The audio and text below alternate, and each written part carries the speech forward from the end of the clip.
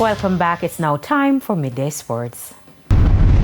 Reggae Boys head coach Steve McLaren has expressed confidence in the mostly local-based Reggae Boys selected to take on Trinidad and Tobago in 2 friendlies next month. With a squad made up of more than 50% of players who are yet to represent Jamaica, the opportunity has now been presented for them to impress the coach. Head coach McLaren has one objective for the matches against the Soca Warriors. Winning the game is important, not imperative, but important. The process, the 2 days training that we have with them, albeit not enough to get enough information into them, but enough to get to know them.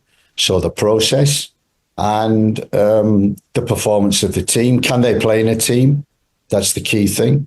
Coach McLaren is also thinking about the future with a number of young players in the squad. Age for me is nothing. It's just a number.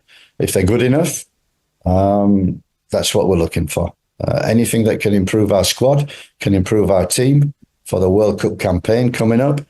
That's what we're looking for in this camp. 8 players are from the Jamaica Premier League leaders Mount Pleasant, while 5 Cavalier players have been included. Jamaica will battle Trinidad and Tobago on February 6 at the Montego Bay Sports Complex, with the second leg 3 days later at the Anthony Spalding Sports Complex.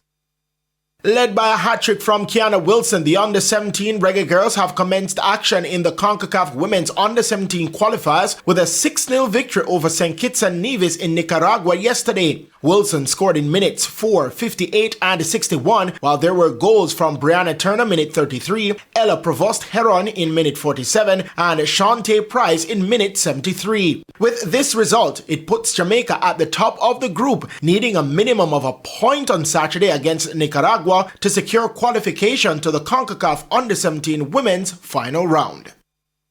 And finally, the West Indies women will be hoping for a 3-match clean sweep of Bangladesh women when they meet in the third and final T20 International at Warner Park in St. Kitts today. The Windies women defeated their Bangladeshi counterparts by 106 runs in the second T20 International to take an unbeatable 2-0 lead in the series. West Indies assistant coach Damien Wright said they plan to ring in some changes for the final game. You might see a few changes in the next game, and now the series is taken care of, I think you'll probably see a few changes in that batting order.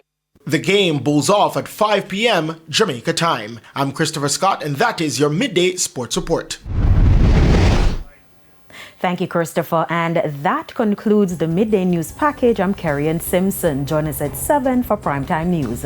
On behalf of the news, sports, and production teams, good afternoon.